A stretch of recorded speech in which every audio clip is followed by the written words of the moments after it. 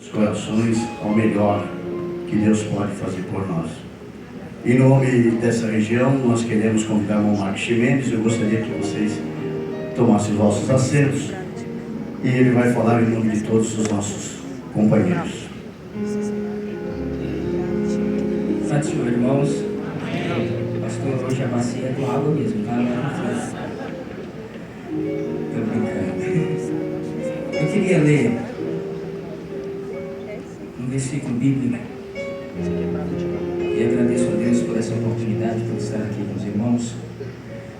Hebreus capítulo 13, versículo 7 diz assim: Lembrai-vos dos vossos pastores, que vos falaram a palavra de Deus, a fé dos quais imitai, atentando para a sua maneira de viver.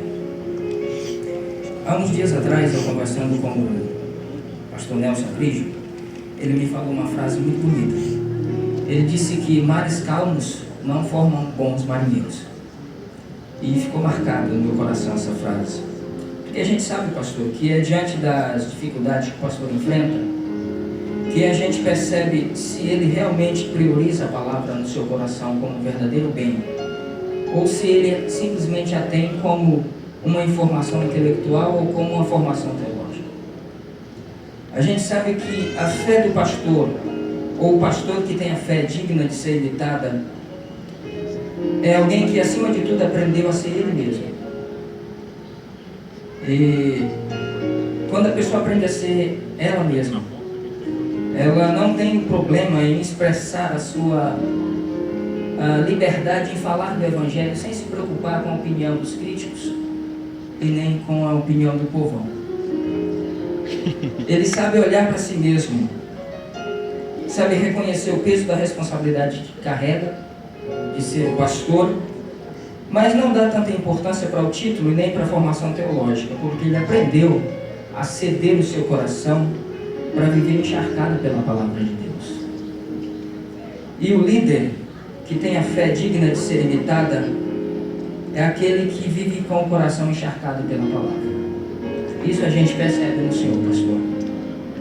E um líder, quando ele consegue fazer isso, ele consegue ser pesado sem ser leve na salina. Sendo leve, ele consegue ser visível sendo transparente. Ele consegue ser poderoso sendo inofensivo. Ele consegue ser essencial sendo simples. Consegue ser simples sem ser simplista. E ele consegue ser imprescindível sendo despretensioso. O pastor às vezes deixa de estudar para poder pregar. O pastor às vezes ele desconsidera as importâncias que a religião dá para algumas coisas, porque ele acolheu com amor a mensagem da graça.